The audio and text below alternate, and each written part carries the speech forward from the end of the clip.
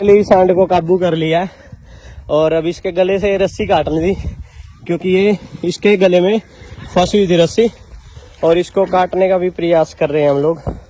फिलहाल इसके गले ले प्रदीप चक्कू पकड़, आज सारों तो शादी देखियो। ध्यान से पहले इनको भगा देते हैं। 1 मिनट रुक जा प्रदीप, थोड़ा घूमने दे इसको।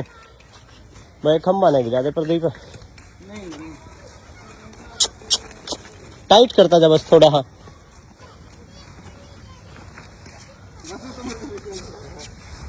रुक जाओ यार, है तो जो ध्यान से, चोट ना लग जाए बस। अब कट जाएगी। रुक जा प्रदीप, 2 मिनट रुक जा बस, टाइट करके रखो। 1 मिनट उनको आने दे। जल्दी आ बेटे, फटाफट जल्दी आ। बस टाइट रख थोड़ी सी। सरदार जी एक काम करो, सरदार जी एक तरीका हो रहा है, दोनों पैरों में रस्सी पा दे इसके पिछले। ध्यान से जल्दी आ बेटे एक बारी। बस ये वाली रस्सी काट, पहले कट गई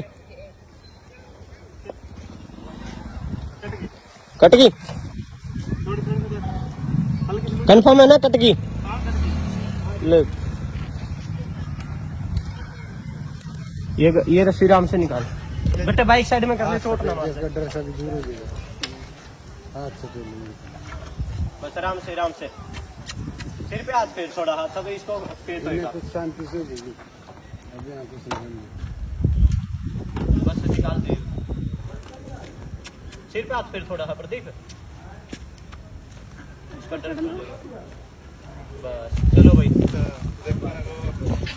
एक अचीवमेंट और मिल गया। ये हमारा भाई 4था-5वां केस है और अभी फिलहाल ये देखो, ब्लड की वजह से रस्सी लाल हो गई है इसकी, क्योंकि इसके गले में निशान पड़े हुए थे। और हमें जो केस रेस्क्यू करना था वो दूसरा था, बट कल मेरे पास इसका प्रदीप भाई का कॉल आया कि भाई एक बैल है और उसके गले में रस्सी बहुत बुरी तरह फंसी हुई है। फाइनली इसकी रस्सी काट दी है और एक बारी प्रदीप से मिला दूं, सरदार जी से भी, और जो बच्चे लगे। कैसा लगा सर? बहुत अच्छा, मजा आ गया। ये कल प्रदीप का मेरे पास कॉल आया था और सरदार जी के पास आज टाइम नहीं था, बल्कि बट स्पेशली आया हम इसके लिए ताकि इसके गले से रस्सी काट दे और एक इसका और कर दे। प्रदीप है, अगर ये इसके गले में बंध रही है, तो देखिए किसी की क्या ये चुन्नी सी बंध रही है, वैसे बंधी हुई है। तो भाई एक सांड और है, उसके नास में रस्सी फंसी हुई है। वो है बुड्ढा खेड़ा वाला, जहाँ हम घास डालते हैं। तो फिलहाल वहां जा रहे हैं। ये प्रीत है और आज ये भाई प्रीत के साथ ही था, क्या नाम है? हरमन भाई है, ये हरमन है, ये भी लक्की है और ये भी लक्की है। ये आज साथ थे, बल्कि हम सारे मिलके कि आज से इसकी गले से हमने रस्सी काटनी है। थोड़ा हाँ डर भी था क्योंकि रिस्की था। कल इसने हमारी कम से कम 4 घंटे लगवा दिए, रात के हमारे 8-9 बज गए थे, बट ये कंट्रोल नहीं हुआ। नालों में से सारी जगह कुदा है इसने और हालत बहुत खराब हो गई थी। बट अब ये रिलैक्स है, इसके गले से रस्सी कट गई है। और कहीं पे भी कोई भी इस तरह का इंसिडेंट लगा तो आप हमें जो पेज पे नंबर है उस पर कॉल करके हमें इन्फॉर्म कर सकते हैं और हमसे जितना हो पाएगा हम सहयोग भी करेंगे और हेल्प भी करेंगे। फिलहाल खिंचाव काफी पड़ गया जब गले में रस्सी पाई थी, ठीक है। और राम जी, देखना और बोलना बहुत आसान होता है, लेकिन जब हम किसी केस को रेस्क्यू करते हैं उसमें कितनी मेहनत लगती है ये आप इस वीडियो को देख के खुद अंदाज़ा लगा सकते हो। ये केस हमारे पास अभी कल ही आया था और जैसे हम एक केस को रेस्क्यू करने गए थे जिसके नास में रस्सी फंसी हुई थी, लेकिन प्रदीप भाई का मेरे पास व्हाट्सएप पे एक वीडियो और फोटोज़ आया कि भाई एक सांड है, उसके गले में किसी ने बहुत टाइट से रस्सी बांधी हुई है। आई थिंक ऐसा लगता है शायद इसको किसी ने यूज़ किया और छोड़ दिया। अब यूज़ करने के बाद उस सांड के गले में रस्सी इतनी टाइट थी कि उसके गले में ब्लड तक के निशान, जख्म के निशान पड़ गए थे। वो क्यों होता है? वो इस वजह से होता है जब आप किसी सांड को किसी का अपने प्रयोग में लाते हैं और प्रयोग में लाने के बाद जैसे सामान ढोना या रेडी वगैरह में ज़्यादातर बुग्गी में यूज़ करते हैं, उसके बाद गाँव के लोग अक्सर इन्हें छोड़ देते जब ये किसी काम के नहीं रहते। ये वही सांड था, इसके गले में पूरी टाइट रस्सी बंधी हुई थी और जैसे हमारे पास कॉल आया तो हमने सोचा क्यों ना इसको उस केस की बजाय पहले हम इसको फ्री करें, क्योंकि इसके गले में रस्सी बहुत टाइट थी। बाकायदा जख्म उस सांड के भी है जिसके नास में रस्सी बंधी है। तो हमने इसको रेस्क्यू करने का ऑपरेशन स्टार्ट कर दिया। रेस्क्यू करते टाइम बहुत सारे जोखिम से हमें गुजरना पड़ा और नाले में या बुड्ढा खेड़ा, सेक्टर 9, बहुत सारी ऐसी लोकेशन जहाँ हम इसको कंट्रोल करने के लिए, इसके गले से रस्सी निकालने के लिए इसके पीछे भागे। अब ये डर इसलिए रहा था, भाग इसलिए रहा था क्योंकि इसको ऐसा लग रहा था शायद कोई कसाई इसको पकड़ने के लिए लेके आ गए हैं।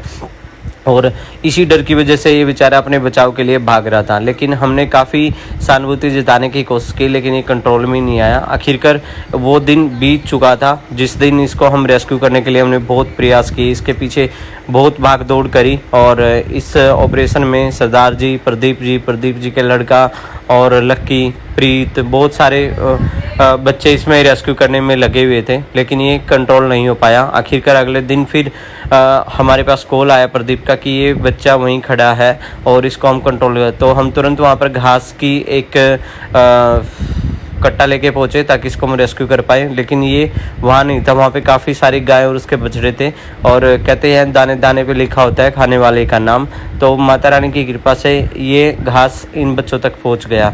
और जैसे ही इनको घास देने के बाद हमने तुरंत उसको ढूंढना सर्च किया ताकि उसको ढूंढ के हम उसको रेस्क्यू कर पाए, लेकिन वो हमें दिखाई नहीं दिया। और काफ़ी मशक्क़त के बाद ये इसकी नज़र हमारे ऊपर पड़ गई और इसको कंट्रोल करने के लिए हम आर के पुरम के उस एरिया में घुस गए जहाँ पे इसको हमें पकड़ना था। एक प्लाट के अंदर था, अब इसको पकड़ना बहुत मुश्किल था, लेकिन पकड़ने के साथ साथ काफ़ी जोखिम था इसको पकड़ना, लेकिन किसी ने भी हिम्मत नहीं आ रही। और इसको कंट्रोल करने के लिए सभी प्रॉपर रूप से तैयार थे, चारों तरफ से रस्सियों को इसके ऊपर डालने का प्रयास कर रहे थे ताकि इसके गले में रस्सी पाके इसको कंट्रोल करके हम लोग रेस्क्यू कर पाएँ। लेकिन जितना हम सोच रहे थे उतना आसान नहीं था, क्योंकि ये किसी को चोट भी मार सकता था।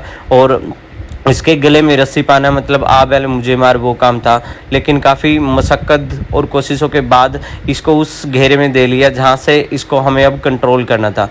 कंट्रोल करने से पहले पूरी तरीके से हमने इसको चारों तरफ से पकड़ने की कोशिश की, लेकिन ये हर बार चकमा देके निकल जाता था। और इसके गले में रस्सी टाइट बहुत ज़्यादा थी, हमें डर था कहीं इसकी सांस ना घुट जाए। आप लोग इस वीडियो में देख सकते हैं इसकी रस्सी कितनी टाइट हुई पड़ी है।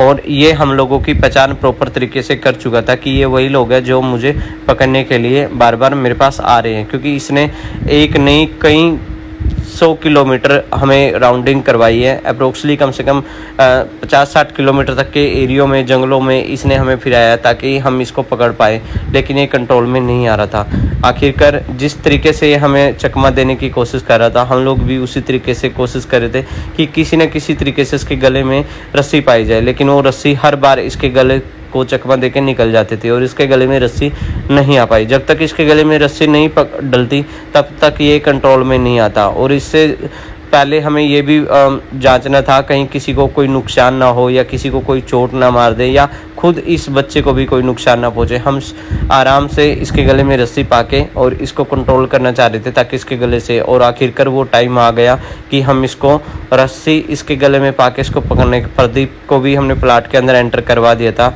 और ये वो आखिरी और नज़दीकी का टाइम था जब हम इसको कंट्रोल करने वाले थे, लेकिन हर बारी रस्सी इसके गले से निकल जाती थी। अब की बार जितने भी रेस्क्यू मेंबर थे उन सबको भी ये डर था कहीं ये हमें चोट ना मार दे, लेकिन आखिरकार किसी न किसी तरीके से मैंने इसके गले में रस्सी पा दी। लेकिन इसके अंदर इतना दम था कि ये हमें बहुत बुरी तरह खींच के ले गया।